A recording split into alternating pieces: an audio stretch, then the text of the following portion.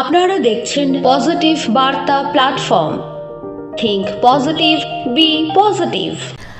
নমস্কার, পজিটিভ বার্তার পর্দায় আপনাদের সকলকে আবারও অনেক অনেক স্বাগত। প্রতিদিনের মতো আমরা আমাদের লাইভ অনুষ্ঠান নিয়ে আমরা চলে এসেছি আপনাদের সাথে কিছুটা সময় কাটাতে, কথা বলতে। আপনাদের অবশ্যই চোখ রাখতে হবে আমাদের পজিটিভ বার্তার টিভি পেজগুলোতে এবং আমাদের পজিটিভ বার্তার ফেসবুক পেজগুলোতে। আজকে আমাদের মাঝে যে বিশিষ্ট অতিথি উপস্থিত রয়েছেন উনি হলেন বিজয়িতা ভট্টাচার্য।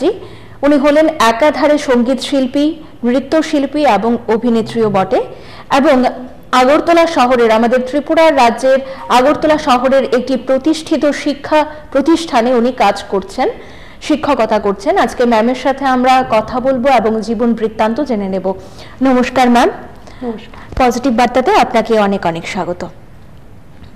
প্রথমেই জানতে চাইবো যে আপনার কেমন লাগছে এই পজিটিভ বার্তাতে এসে? খুবই ভালো লাগছে। আর পজিটিভ বার্তার সবাইকে, সকল সদস্যদের আমার মানে অসংখ্য ধন্যবাদ যে আপনারা এমন একটা প্ল্যাটফর্ম করে রেখেছেন যেখানে আমাদের মতো যারাই আপনারা মানে ওদেরকে ডাকছেন, ইনভাইট করছেন, ওরা আসছে, এসে নিজের সব মুহূর্তগুলো এখানে শেয়ার করতে পারছে সবার মধ্যে। সেজন্য সবাইকে অসংখ্য ধন্যবাদ।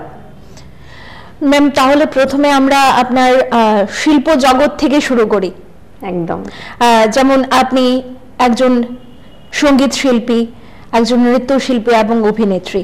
তো আমরা আজকে গানটা দিয়ে শুরু করি। কি করে গানের জগতের সাথে যুক্ত হলেন সেটা যদি আমাদের দর্শকদের সাথে শেয়ার করতেন। গানের সঙ্গে যুক্ত হওয়া বলতে এই যখন ছোট ছিলাম তখন থেকেই শুরু হয়েছে। যখন আমি ক্লাস 1-এ পড়ি তখন আমার এই যে গান, নাচ, ওইসব খুব ভালো লাগতো। আর আমাদের সময়টা, আমার জন্মের পরে যখন আমি ক্লাস 1-এ পড়ি তখনের সময়টা এইসবের জন্য কিন্তু অনেকটাই মানে কি বলবো, মানে এখনকার যুগে যেমন সবকিছু অ্যাভেলেবেল, ওই সময়টাতে কিন্তু এরকম ছিল না একদম। তো পারিবারিক যে সমস্যাগুলো, তারপরে সামাজিক সমস্যাগুলো, ওই সবগুলো কাটিয়ে উঠে আমাদেরকে গিয়ে গান, নাচ এসবের স্কুল খুঁজতে হতো এবং অনেক দূরে দূরে গিয়ে আমাদের গান, নাচ শিখতে হতো একজন ভালো শিক্ষক বা শিক্ষিকার কাছে। তো মানে এখন যেমন সব জায়গাতে সবকিছু অ্যাভেলেবেল আছে, অলিতে গলিতে নাচের স্কুল, গানের স্কুল, আবৃত্তি স্কুল, খুবই ভালো লাগে এটাও। আমাদের সময়টা ছিল অন্যরকম। তখন মানে অনেক দূরে যেতে হতো। আমার মা যখন স্কুল থেকে ফিরতাম তখন মনে আছে এখনো, একটা গানের স্কুলে নিয়ে ভর্তি করিয়েছে। তখন আমি দেখলাম গানের পাশাপাশি আমার নাচটাও ভীষণ ভালো লেগে উঠেছে আর কি। তখন যে নাচের প্রতি একটা ঝোঁক, ওইখানেই দেখতাম নাচ হতো, তো আমি না গান ছেড়ে নাচে গিয়ে বসে থাকতাম, এমন হতো আর কি। তখন মা বলতো তুই কি নাচ করবি? তখন আমি বলতাম হ্যাঁ করবো, নাচ করবো, আমার খুব ভালো লাগে। এই যে ঘুঙরু পরা, এই যে মুদ্রা, এগুলো যে দেখতাম, এগুলো খুব ভালো লাগতো। তখন মা বললো ঠিক আছে তাহলে তোকে আমি একটু ডেমো ক্লাসে বসাই। তখন আন্টি বললো, আমি প্রথমে ভর্তি হয়েছিলাম, আমার গুরু ছিলেন অলকা ভট্টাচার্য, আর মানে যে নাচের গুরু, আর আমার গানের শুরু হয়েছিল হচ্ছে কৃষ্ণা ভট্টাচার্য ম্যাডামের কাছ থেকে। তখন ছোট একদম, আমি ক্লাস 1-এ পড়ি। তখন আমি ঠিক আছে আমি করব। এই ফাঁকে আমি নাচ তুলে একটা প্রোগ্রামও করে ফেলেছি ওদের সাথে দলগতভাবে। তখন আন্টি বলল ঠিক আছে ওকে আমি নাচে ভর্তি করাবো। তখন আন্টি আমাকে নাচ শেখাতো, খুবই ভালো লাগতো। গান, নাচ একই সাথে চলছিল। তো সেই থেকে ওই গান, নাচের ফিল্ডটা আলাদা, মানে ফিল্ডটাকে আমি বেছে নিয়েছি আর কি, যে না আমি এই লাইনটাতেই আমার ঝোঁকটা বেশি। আর স্কুলে যখন বড় হচ্ছি, স্কুলে আমার খুব একটা ফিল্ম ছিল আর কি ছোটবেলায়। এখনো আমার ছোটবেলাকার যে শিক্ষক শিক্ষিকারা আছেন এখনো আমার সঙ্গে কথা হয়, ওনাদের সঙ্গে মেসেজে কথা হয়, ওনাদের আশীর্বাদের হাত এখনো আমার মাথায় আছে, সেটা আমার বড় পাওয়া। স্যার ম্যাডামরা তো আমাকে খুবই আদর করতো স্কুলে। আর প্রোগ্রাম মানেই বিজয়তা, এমন একটা ছিল আর কি। এটা খেলাধুলার ব্যাপারেও আমি ছিলাম তখন আমাদের স্কুলে, অ্যানুয়াল স্পোর্টস, তারপরে টিচার্স ডে, তারপরে কোনো ফেয়ারওয়েল, এইসবের মধ্যে মানে আমার আলাদাই একটা ইয়ে ছিল আর কি। বাচ্চাদেরকে এনে গান করানো, নাচ করানো, সেই সব দায়িত্ব আমার উপরে ছিল। তারপর আফটার যখন বড় হচ্ছি, বড় হওয়ার সঙ্গে সঙ্গে বিশারদ কমপ্লিট হয়ে গেল দুটোতে। আমি অ্যাকচুয়ালি নাচে ছিলাম, ভরতনাট্যম রবীন্দ্র আমি দুটোই করেছি। তারপর হচ্ছে গানেও সিম, ভোকাল মিউজিকে ছিলাম, মানে ক্লাসিক্যালে ছিলাম, তারপর রবীন্দ্রতেও করেছি। তো এরপরে বড় হওয়ার পরে ওই হয় না যে সামাজিক কিছু ব্যাপার স্যাপার থাকে, যে মেয়েকে কেন এত নাচ করায়, এত দূরে দূরে নাচ করায়, হ্যাঁ, তারপর ভাল লাগে না, অনেকের হয় না এমন, বড় হয়ে গেছে মেয়ে, এখন নাচ বন্ধ করে দাও, এমন হয় না। তখন আমাদের সময়টা ছিল এরকম আর কি। তখন মা বলতো ঠিক আছে, নাচটা এখন তো কমপ্লিট হয়েছে, এখন ছাড়ো, ওই টুকিটাকি করতাম আর কি। আর গানটা নিয়ে যদি কিছু করতে পারো করো। তো কি আর করব, কি করার আছে, ওই স্টেজ প্রোগ্রাম করতাম বা কোথাও যদি ক্লাবে প্রোগ্রাম, এগুলো আমাদের সময় হতো। এখনের মতো কিন্তু এখন এত বড় বড় প্রোগ্রাম কিন্তু হতো না। আগে ক্লাবের প্রোগ্রাম মানে আমাদের কাছে অনেকটা বড় প্রোগ্রাম ছিল। তখন আস্তে আস্তে যখন কলেজে উঠলাম তখন বুঝলাম যে না, আমি মানে গানটা নিয়ে পড়বো, গানটা নিয়ে কিছু একটা করব। গান নিয়ে ভর্তি হয়ে গেলাম মিউজিক কলেজে। ওইখানে সবার সাথে পরিচয়, স্কুল শেষ করার পরই মিউজিক কলেজ। তারপরে কলেজ শেষ করে আবার আমি, এরপরে আরেকটা টার্ন হলো আমার লাইফে। টার্ন বলতে কি, ওই টাইমটা তো আমি টিউশন পড়াতাম, টিউশন করতাম, মানে গানের নাচের এসব টিউশন করাতাম। তারপর মনে হলো কি একটা টাইমে মানে মানে এখন যে দেখছি আর কি, যে নাচ গান করে এই কি বা হচ্ছে, ওই টিউশন এসবের মধ্যেই থেকে যাচ্ছি। সেই আবার বাবা মা যে কি করবে তুমি, কি করবে, অ্যাকচুয়ালি তো ওই যে বলে না যে নাচ গান করে কি হবে, ওইটাই একটা ইয়ে ছিল। শিখিয়েছেন একটা প্রচলিত বাক্য, কিন্তু শিখিয়েছেন ওনারাই আমাকে, শিখিয়েছেন ওনারা, কিন্তু কি করবে এটা নিয়ে, সেটা নিয়ে তো আমি আর কিছু বলতে পারছি একদম। হ্যাঁ, তখন প্রোগ্রাম এনে দূরে যেতে হয়, সেটাও আমার পক্ষে হচ্ছে না যাওয়া, কিছু কিছু যাই, কিছু কিছুতে যেতে পারি না। তখন ভাবলাম কি ঠিক আছে, আবার এখন কলেজে অনেক সময় একটু ত্রিপুরা রাজ্যের বাইরেও বাইরে যেতে হয়, তখন ম্যাডাম রাত্রি করে বাড়িতে আসতে হয়, তখন আবার মানে এক দুদিন স্টে করতে হয়, এমন প্রোগ্রামও এসছে, এটা তো পারমিশন আমি পাবো না। তখন আমার বিয়ে হলো, এই টাইমটাতে আমার বিয়ে হলো আর কি। তখন আমার হাজবেন্ড আমাকে পারমিশন দিল এইসবের, ঠিক আছে এখন তো আর তুমি তোমার মা বাবার কাছে নেই, আমার কাছে আছো, ঠিক আছে তুমি করতে পারবে, কোনো প্রবলেম নেই। তখন আমার আবার শুরু হলো আর কি ওই জার্নিটা, মাঝখান দিয়ে বন্ধ ছিল। ওই যে ওই গ্যাপটা, যে কিছুই তো করতে পারছি না, তখন আমি আবার ওমেন্স কলেজে বিয়েতে ভর্তি হয়ে যাই, মানে ওই যে কি করব ওইটা ভেবে আর কি, নাচ গান শিখে কি হবে, কি করব। তো ওইটা শিখে আবার ভর্তি হলাম, ওইটা করলাম, করার পরে গিয়ে মানে বিয়ে হলো। বিয়ের পরে আমি আবার নাচে গানে গিয়ে আবার ওই রূপে ফিরলাম আর কি, নিজের যে ফিলটা ওইটাকে আমি ধরে রাখতে পারলাম আর কি। তো হাজবেন্ডের সাপোর্ট ছিল বলেই এখনো আছে, সেজন্য করতে পারছি আর কি। হাজবেন্ডের সহযোগিতা আছে বলেই করতে পারছি। হ্যাঁ, মা বাবা সবারই সাপোর্ট আছে, মানে ওই টাইমটাতে স্বাভাবিক, আমিও বুঝি জিনিসটা। ওই যে বলে না যে আমি যেমন পরিবারের চাপ, পরিবারের উপরও কারো না কারোর চাপ আছে, ওইটাই আর কি, ওই রকম আর কি। সবসময় তো সমাজ একরকম থাকে না, এখন যেমন অতটা অ্যাডভান্স হয়ে গেছে সবাই, যে হ্যাঁ হ্যাঁ করলে কি হলো, যেতেই পারে দূরে, কিন্তু ওই টাইমটাতে এরকম ছিল না আমাদের সময়। বা আমরা এখন তো নাচ গান দুটোই চলছে। হ্যাঁ, দুটোই চলছে, এখন সমানভাবেই চলছে। আচ্ছা, সমানভাবেই চলছে। তো নিশ্চয়ই নিজস্ব কোনো স্কুল রয়েছে? হ্যাঁ, আমার নিজস্ব স্কুল আছে, আমার বাড়িতে নাচের গানের স্কুল আমার 2015 থেকেই চলে। আচ্ছা, তো এরপরে আমি একটা স্কুলের সঙ্গে যুক্ত হলাম, স্কুলে অ্যাজ এ টিচার আমি চাকরি করি এখন ভবন ত্রিপুরা বিদ্যা মন্দিরে। তো ওই স্কুলেরই টিচিং ইয়েটা তো আলাদা, ওইটার পরে হচ্ছে গিয়ে আমাদের একটা ভবনস কলা কেন্দ্র নামে একটা ব্রাঞ্চ আছে, ইয়ে আছে। তো ওইটা হচ্ছে আমাদের বিভিন্ন জায়গাতে ব্রাঞ্চ আছে, বর্দোয়ালিতে আছে, আমরা যেখানে স্কুলটা চালাই ওইখানে আছে। তারপরে হচ্ছে গিয়ে লেকচুমনি আছে, তারপরে আমাদের নরসিংগঞ্জে মেইন ব্রাঞ্চ ভবন ত্রিপুরা বিদ্যা মন্দিরের ওইখানেও আছে। তো তিনটে জায়গাতেই আমাদের ক্লাস হয়, নাচ গান আবৃত্তি, তারপরে যোগা, সবকিছু মিলিয়ে ড্রয়িং, ওই সবকিছু আমরা একই জায়গাতে আমরা করাই। আলাদা আলাদা টিচার নিয়ে করাই আর কি। তো এই সেই একটা শিক্ষা প্রতিষ্ঠানে যুক্ত থাকার পর নাচ গান নিয়ে যে চর্চা করা বা স্টুডেন্টদেরকে দিয়ে করানো বা শেখানো, সেটাতে কোনো সমস্যা হচ্ছে না? না, আমার সমস্যা হচ্ছে না, কারণ আমি তো একই ফিল্ডে আছি। আচ্ছা, মানে মানে কি বলবো, মানে ধরো টিচিং লাইনটা ঠিক আছে, টিচিংটাও আমার বাচ্চাদের নিয়ে, একদম নাচ গান এগুলো আমার বাচ্চাদের নিয়ে, তো আমি হারিয়ে যাইনি আর কি, বাচ্চাদের মধ্যে আছে। আর আমি সবসময় এটা আমার মানে ছোট থেকে একটা ইয়ে ছিল, টিচার হব, এমন একটা ছিল, টিচার হব, সেটা মিউজিক টিচার হই, ডান্স টিচার হই, আর যা কিছুরই হই, টিচার হব, হলাম। তারপর বাচ্চাদের নিয়ে থাকবো, ওইটা আমি আমার জীবনে পাওয়া আর কি, যে বাচ্চাদের নিয়ে থাকতে পারছি। আচ্ছা, অনেকটা সময় বাচ্চাদের নিয়ে থাকি, মানে ধরতে গেলে আমি পুরোটা দিনই বাচ্চাদের নিয়ে থাকি, ওইটা আমার বড় পাওয়া। আচ্ছা, ত্রিপুরার বাইরে আর কোথায় প্রোগ্রাম করতে গেছেন? ত্রিপুরার বাইরে আমি গেছি, গুয়াহাটিতে গেছি। ত্রিপুরার বাইরে গুয়াহাটি আমার যাওয়া, ওই যে যাওয়া হয়নি, কোনো ভাবে যাওয়া হয়নি।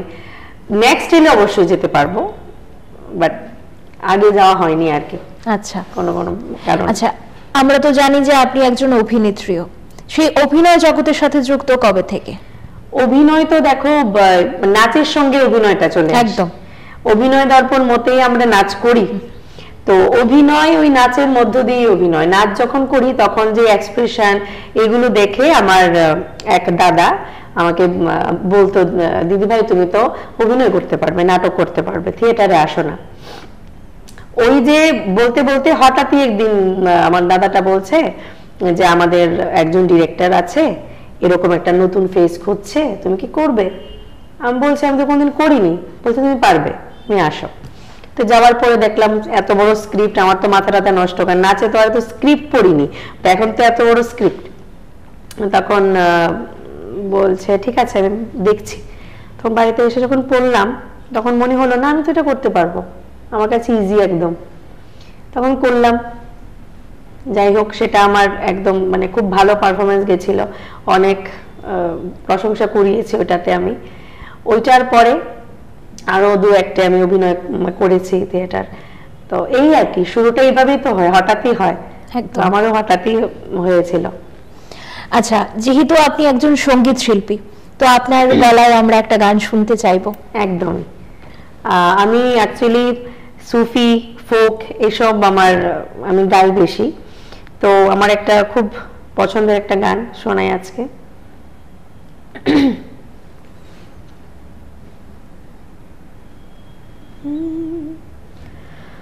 ओरे मनवा तू तो बावरा है, तू ही जाने तू क्या सोचता है, हाँ तू ही जाने तू क्या सोचता है बावरे, क्यों दिखाए सपने तू सोते जागते, क्यों बरसे सपने बूंद बूंद नैनों को मूंद मूंद, क्यों बरसे सपने बूंद बूंद नैनों को मूंद मूंद, कैसे मैं कहूँ देख न सकूं अनजान रास्ते, गूंजा सा है कोई एक तारा गूंजा सा है कोई एक तारा, धीमे बोले कोई एक तारा गूंजा सा है कोई एक तारा, सुन रही हूँ सुध बुध खोके ओए मैं कहानी, पूरी कहानी है क्या किसे है पता, मैं तो किसी की होके ये भी न जानी, रुत है ये दो पल की और रहेगी सदा, जो बरसे सपने बूंद बूंद नैनों को मूंद मूंद, जो बरसे सपने बूंद बूंद नैनों को मूंद मूंद, कैसे मैं चलूं देख ना सकूं अनजान रास्ते, गूंजा सा है कोई एक तारा गूंजा सा है कोई एक तारा, धीमे बोले कोई एक तारा गूंजा सा है कोई एक तारा। বাহ, অসাধারণ, ধন্যবাদ। আমরা আবারও ফিরে আসছি ছোট্ট একটি বিরতির পর।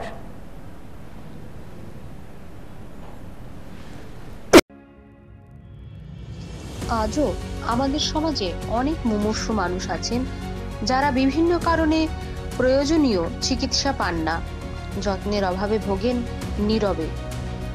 এই কষ্ট দূর করতেই শান্তিনিকেতন মেডিকেল কলেজ ও হাসপাতালের এক অনন্য মানবিক উদ্যোগ শুশ্রূষা। 100 শয্যার এই বিশেষ ওয়ার্ডে প্রবীণরা পাবেন উন্নত চিকিৎসা, স্নেহ ও যত্ন, সবই সাশ্রয়ী খরচে। কারণ আমরা বিশ্বাস করি চিকিৎসা একটি অধিকার, বিলাসিতা নয়। শুশ্রূষা, যেখানে চিকিৎসার সঙ্গে জড়িয়ে থাকে ভালোবাসা। বিস্তারিত জানতে এখনই যোগাযোগ করুন নিচে দেওয়া নাম্বারে।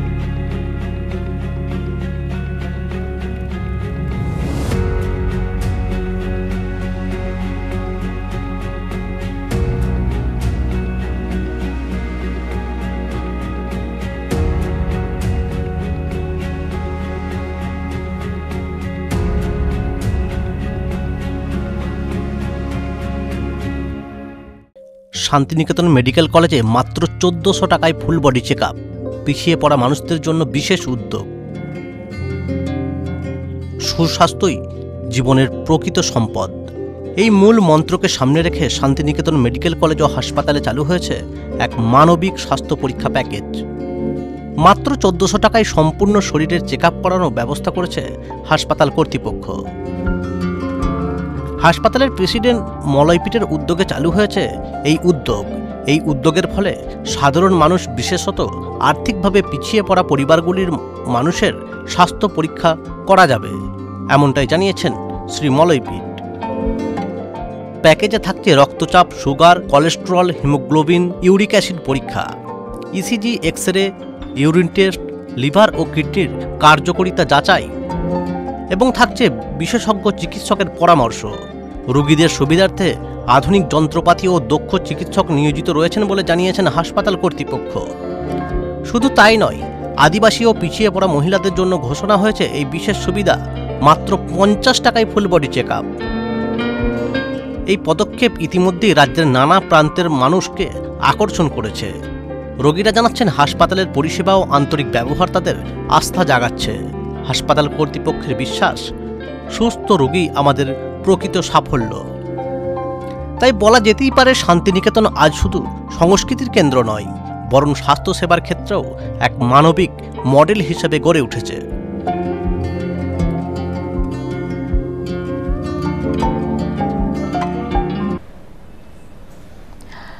বিরতির পর আবার স্বাগত। আবার আমরা ম্যামের সাথে কিছুটা সময় কাটাবো, কথা বলবো। আপনারা অবশ্যই চোখ রাখুন আমাদের পজিটিভ বার্তার টিভি চ্যানেলগুলোতে এবং আমাদের পজিটিভ বার্তার ফেসবুক পেজে। এবং এই অনুষ্ঠান আপনাদের কেমন লাগছে, ম্যামের গান আপনাদের কেমন লাগছে, তা কিন্তু অবশ্যই আমাদের কমেন্ট করে জানাবেন। তো ম্যাম, আবারও বিরতির পর আমরা চলে এলাম। এবারে আমরা কিন্তু আরো গান শুনতে চাইবো। একদম। আচ্ছা ম্যাম, এবারে জানতে চাইবো যে কি ধরনের গান করতে বেশি ভালোবাসেন? বেশি ভালোবাসি বলতে সুফি আর ফোক আমি গাই, যে কোনো ধরনের ফোক, এটা বেঙ্গলি ফোক, যে কোনো ধরনের ফোক আর সুফিটা আমি গাই। তার বাদে আধুনিক হিন্দি, বলিউড, তারপরে যে কোনো ধরনের গানই গাই, বাট গাই হচ্ছে মেনলি আমার পছন্দের হচ্ছে সুফি আর ফোক আর কি। ক্লাসিক্যাল, সেমি ক্লাসিক্যাল সবটাই গাই। সুফি আর ফোকটা হচ্ছে আমার একটু ফেভারিট। ঠুমরি, হ্যাঁ, গজল, এইসব গান খুব প্রিয় আর কি আমার। আচ্ছা, আমরা তো কিছুদিন আগে জানতে পেরেছি বা দেখতে পেরেছি, এই যে কিছুদিন আগে দুর্গাপুজো গেল, আপনি অনেক জায়গায় অর্কেস্ট্রাতে আপনি গান করেছেন, কেমন জনপ্রিয়তা পেয়েছেন? ভালো, আমি প্রত্যেক বছরই করি, সব সময় করে হয় মানে মানে করা হয় না।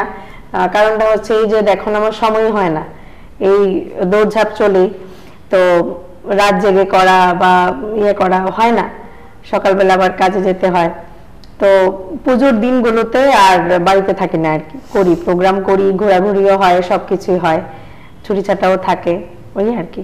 ভালোই, আমারও ভালো লাগে, রেসপন্সও ভালো পাই। আচ্ছা, এই গানের ক্ষেত্রে সবচেয়ে ভালো মুহূর্ত কি ছিল আপনার জীবনে? গানের ক্ষেত্রে সবচেয়ে ভালো মুহূর্ত যদি বলো, বাচ্চাদেরকে খুশি করা। বাচ্চারা যখন, অডিয়েন্স তো আছে, মানুষ তো বলে, ঠিক আছে, জানি না কতটা গাইতে পারি, তো বাচ্চারা যখন বলে বাও ম্যাম কি সুন্দর হয়েছে, বাও ম্যাম তুমি খুব ভালো গেয়েছো, ওই বাচ্চাদের থেকে যে শোনাটা, এটা আমার বড্ড প্রিয় আর কি। হঠাৎ করে একদিন একটা বাচ্চা ছোট, পিজিতে পড়ে, পিজি বলতে প্লে গ্রুপে পড়ে ও একটা স্কুলে, তো আমার বাড়িতে ওর মা দিয়েছে ওকে নাচ শিখতে বলেছে, তো আমি যথারীতি আমি নাচের দিকে ওকে শুরু করছি। তো এর আগে গানের ক্লাস হচ্ছিল আর কি, তো ও না অনেকক্ষণ এসে দাঁড়িয়েছিল, তো ওর মাকে বলছে, মা ম্যামকে বলবে আরেকটা গান গাইতে, আমার না ওই গানটা খুব ভালো লেগেছে। ওর মতো করেও বলেছে। ওর মা আবার আমাকে পরে ফোন করে বলছে, ম্যাম জানো তোমার গান ওর ভীষণ প্রিয় হয়ে গেছে। ওই জিনিসগুলো আর কি আমার কাছে, মানে বাচ্চাদের কাছ থেকে কিছু একটা শোনা আমার খুব ভালো লাগে আর কি শুনতে।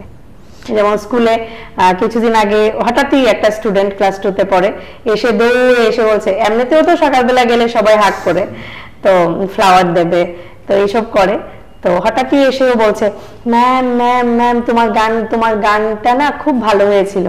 এর আগের দিন একটা প্রোগ্রাম ছিল, দেখেছে, বলছে ম্যাম ম্যাম খুব ভালো হয়েছে, খুব সুন্দর হয়েছে, দাও না আবার গানটা, এমন করে মানে যখন বলে খুব ভালো লাগে, এটা আমার কাছে পাওয়া আর কি। একদম। আচ্ছা, পরবর্তী কি গান শোনাবেন? পরবর্তী একটা ছোট্ট করে একটা গজল শোনাই, তারপর একটা সুফি শোনাবো। একদম, ছোট্ট করে একটা গজল, সেটা আশা করি সবারই ভালো লাগবে, সবার খুব প্রিয় একটা গজল।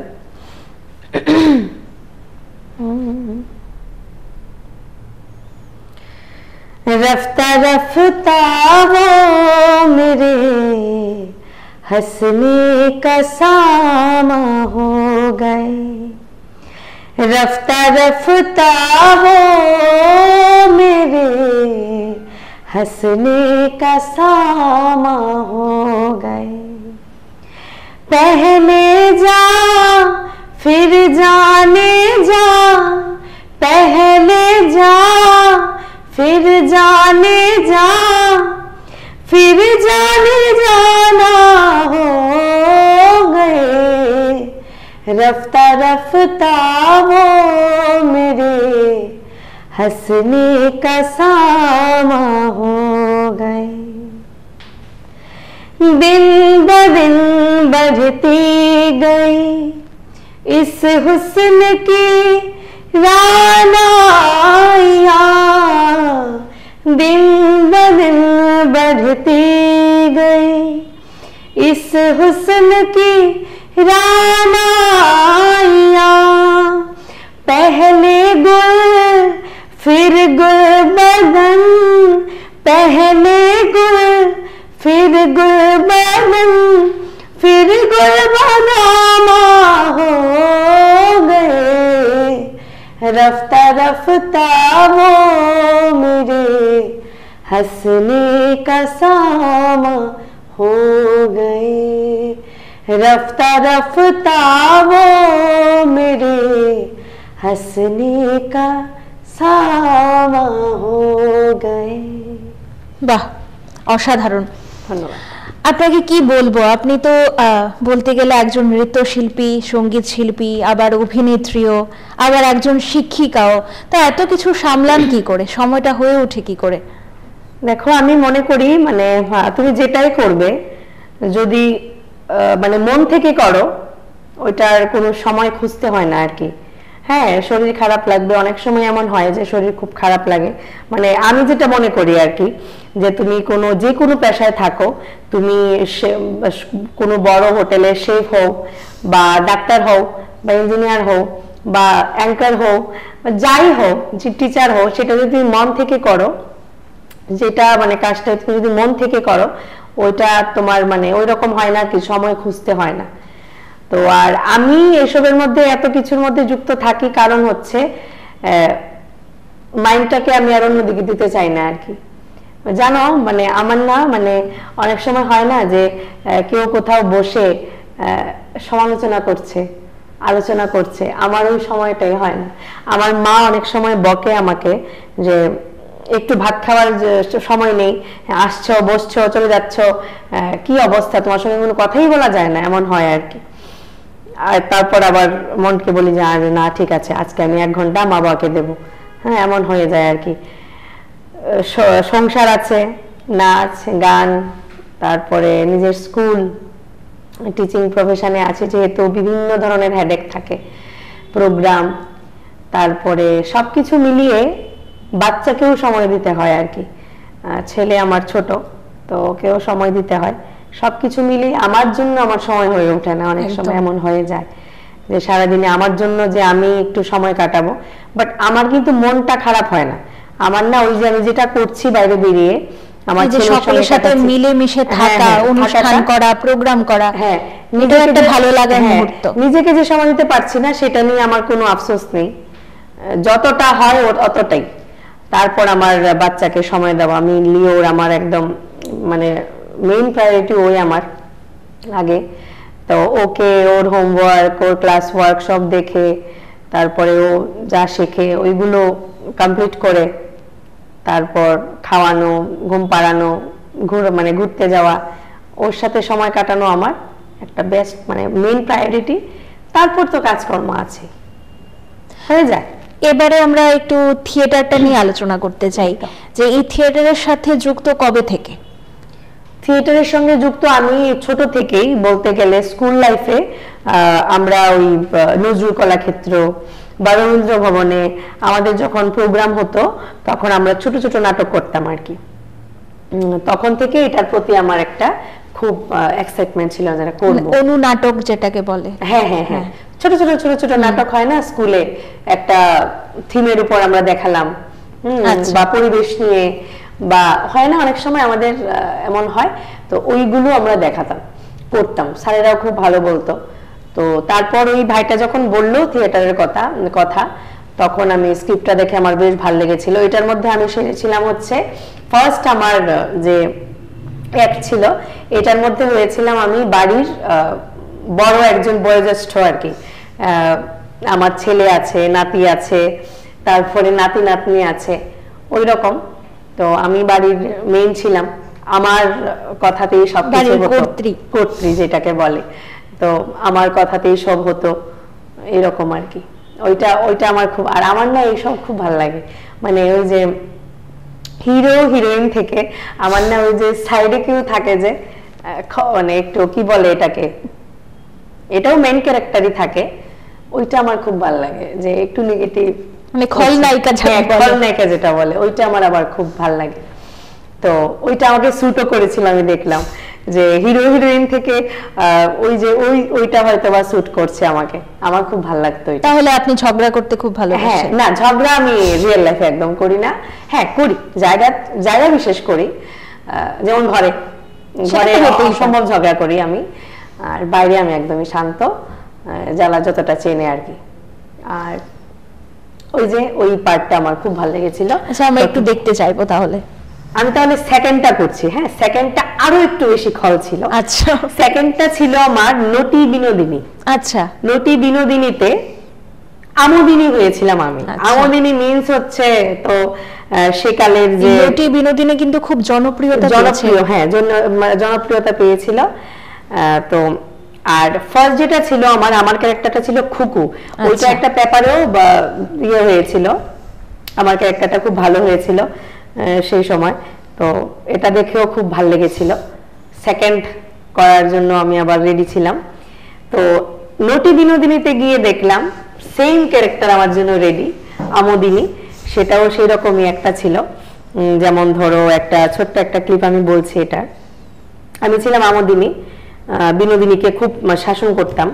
তখনকার দিনে যে ছিল ওই রকম পরিবেশটা ছিল। তো বলছি আমি, আমোদিনী পান খায়, ঠিক আছে? তো আমোদিনী পান খেয়ে পান খাচ্ছে, একটা অ্যাক্ট হচ্ছে এই জায়গাতে যে পান খাচ্ছে।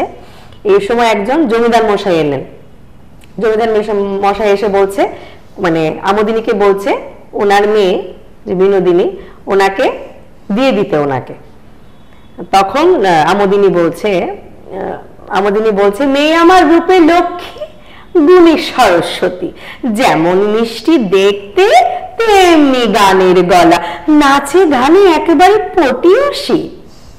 তখন যে জমিদার সাহেব বলছে, হ্যাঁ মাসি, হ্যাঁ, মানে এমন একটা বলছে যে তুমি যা চাও আমি তাই দেব। তখন আমোদিনী বলছে, না, বলছিলাম যে দিতে তো পারি, কিন্তু মাসোয়ারাটা একটু বাড়িয়ে দিলে ভালো হয় না? তখন আবার একটু পান চিবিতে বলছে। ওই রকম ক্যারেক্টার গুলো আর কি আমার খুব ভালো লাগে আচ্ছা করতে। বাহ, অসাধারণ। আপনি গানের পাশাপাশি এই যে অভিনয় জগৎটাকে এত ভালোবাসা দিয়ে ভরিয়ে রেখেছেন, তার জন্য আপনাকে অসংখ্য কৃতজ্ঞতা যে আপনি আমাদের এই ব্যস্ত সময় থেকে কিছুটা সময় আমাদের এই পজিটিভ বার্তাতে দিয়েছেন। অসংখ্য ধন্যবাদ তোমাদের সবাইকে। আমরা কিন্তু আবারও গান শুনতে চাইবো। একদম। এখন একটা সুফি শোনাচ্ছি। এটা আমার অল টাইম ফেভারিট একটা সুফি।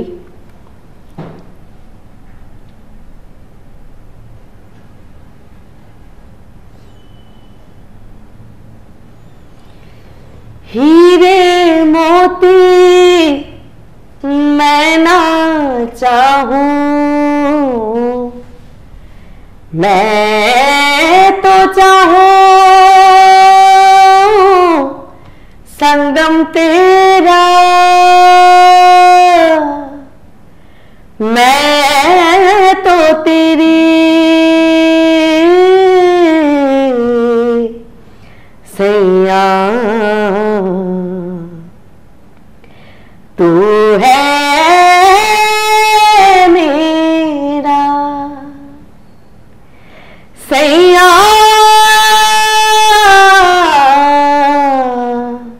सैया, तू जो छू ले प्यार से आराम से सो जाऊं, आजा चंदा बाहों में तुझ में ही गुम हो जाऊं, सैया, सैया, मेरा दिल खुशी से झूमे गाए गाते, पल पल मुझे डुबाए आते जाते, तुझे जीत जीत हारूं, तेरी आरती उतारूं, है ऐसे मैं निहारूं, तेरी आरती उतारूं, मेरा दिल खुशी से झूमे गाए राते, सैया, सैया।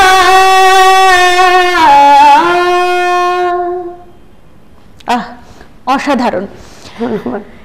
আপনাদের দর্শকদের কেমন লাগছে তা কিন্তু অবশ্যই আমাদের জানাবেন।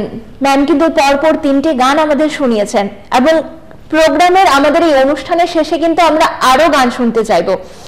এবারে ম্যামকে বলি, আমাদের এই পজিটিভ বার্তার উদ্যোগে আমাদের ত্রিপুরা শান্তিনিকেতন মেডিকেল কলেজে ই হার্টের আয়োজন করা হয়েছে। হ্যাঁ, এই নভেম্বরের 9 তারিখে আমাদের ই হাটের শুভ সূচনা হয়েছে। এমনকি প্রত্যেক রবিবার আমরা সাংস্কৃতিক অনুষ্ঠান, পাশাপাশি এখানের যে গ্রামীণ যে কিছু শিল্পীরা রয়েছে যাদের হাতের কাজ সকলের সামনে তুলে ধরতে চায়, তো আমরা একটা ই হাটের ব্যবস্থা করেছি।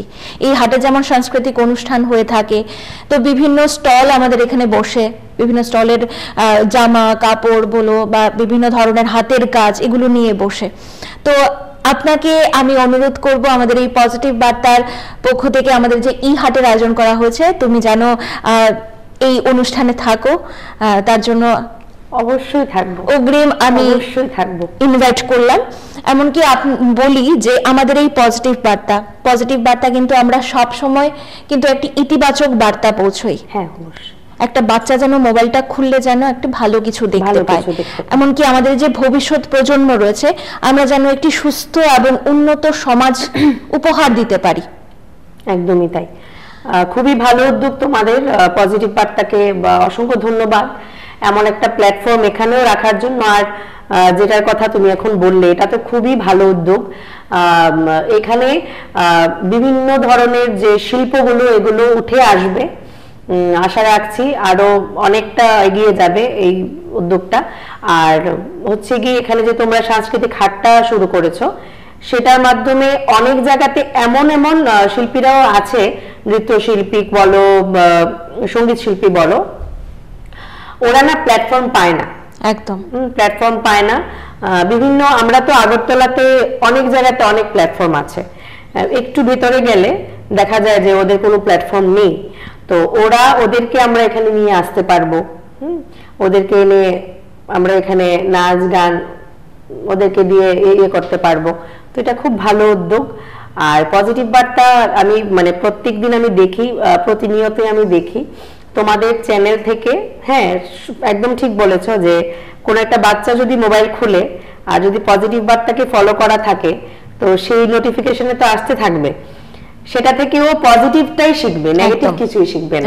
সেই জন্য হয়তো এটার নাম পজিটিভ বার্তা। খুবই ভালো উদ্যোগ তোমাদের। আর আমাদের এখানে টক শোতে এসে এবং পজিটিভ বার্তাতে এসে কেমন অভিজ্ঞতা হলো? খুবই ভালো অভিজ্ঞতা। তোমাদের যে এখানকার যে কি বলবো, এখানে যে একটা অ্যাটমসফিয়ার, ওটা আমার খুব ভালো লাগছে। আর যত শুনছি পজিটিভ বার্তা সম্বন্ধে, আমিও নিজেও জানছি, আমি অনেক কিছু হয়তো জানি না, তো খুবই ভালো লাগছে। আর আমি নিজেও, তোমরা যে সাংস্কৃতিক হাটের কথা বললে, আমি নিজেও চেষ্টা করব যেন কোনো শিল্পীকে আমি ওইখানে পৌঁছতে পারি, যে তুমি যাও, এখানে এমন একটা কিছু হচ্ছে, তুমি যাও। আমি নিজেও বলবো, তোমাদের থেকে আমি ইনভিটেশন পেয়েছি, আমি নিজেও বলবো।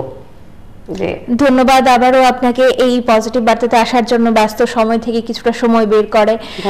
আমরা কিন্তু আরেকটা গান দিয়ে আমরা আমাদের এই অনুষ্ঠান শেষ করব। অবশ্যই। পরবর্তী কি গান শোনাবেন?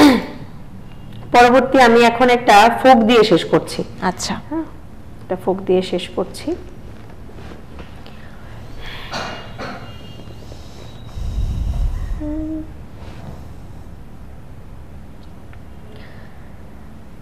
দেখা দাও না, কাছে নাও না, আর কত থাকি দূরে। দেখা দাও না, কাছে নাও না, আর কত থাকি দূরে। কেমনে চিনিব তোমারে মুর্শিদ ঘন হে, কেমনে চিনিব তোমারে। দেখা দাও না, কাছে নাও না, আর কত থাকি দূরে। দেখা দাও না, কাছে নাও না, আর কত থাকি দূরে। কেমনে চিনিব তোমারে মুর্শিদ ঘন হে, কেমনে চিনিব তোমারে। তন্ত্র মন্ত্র করে দেখি, তার ভিতরে তুমি নাই। তন্ত্র মন্ত্র করে দেখি, তার ভিতরে তুমি নাই। শাস্ত্র গ্রন্থ পড়ি যত, আরো দূরে সরে যায়। কোন সাগরে খেলতেছ লাই ভাবতেছি তাই অন্তরে, কোন সাগরে খেলতেছ লাই ভাবতেছি তাই অন্তরে, কেমনে চিনিব তোমারে মুর্শিদ ঘন হে, কেমনে চিনিব তোমারে, দেখা দাও না কাছে নাও না আর কত থাকি দূরে, দেখা দাও না কাছে নাও না আর কত থাকি দূরে, কেমনে চিনিব তোমারে মুর্শিদ ঘন হে, কেমনে চিনিব তোমারে মুর্শিদ ঘন হে, কেমনে চিনিব তোমারে। বাহ, অসাধারণ। আমি আপনাকে বলবো আপনি আমাদের হাটে যেন অবশ্যই উপস্থিত থাকবেন, এবং আমাদের এই পজিটিভ বার্তাতে কিন্তু আমরা আবারও চাইবো আপনাকে। এবং আপনাদের দর্শকদের বলি, আমাদের যে এই যে পজিটিভ বার্তার উদ্যোগে শান্তিনিকেতন মেডিকেল কলেজে, আমাদের ত্রিপুরা শান্তিনিকেতন মেডিকেল কলেজের রানীর খামারে কিন্তু আমরা প্রতি রবিবারে হাটের আয়োজন করে থাকি।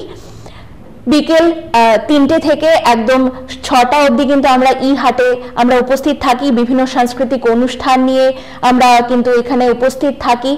আপনাদের সকলকে বলবো আসার জন্য, আপনাদের উপস্থিতিতে আমাদের এই অনুষ্ঠান আরো সাফল্যমণ্ডিত হয়ে উঠবে। এবং আপনাদের বলি, আমাদের এই হাট কিন্তু শুধু ত্রিপুরাতেও নয়, আমাদের কলকাতার বোলপুরেও কিন্তু হাটের আয়োজন করা হয়েছে। আপনারা অবশ্যই এখানে আসবেন এবং আমাদের সামনে এই অনুষ্ঠান, আমাদের সাথে এই অনুষ্ঠান উপভোগ করবেন। আপনাদের সকলকে আবারও অসংখ্য ধন্যবাদ আমাদের সাথে থাকার জন্য। আজকের মতো অনুষ্ঠান এই পর্যন্ত। এই পরবর্তী সমস্ত অনুষ্ঠান দেখতে চোখ রাখতে হবে আমাদের পজিটিভ বার্তার টিভি চ্যানেল এবং ফেসবুক পেজগুলোতে। ধন্যবাদ।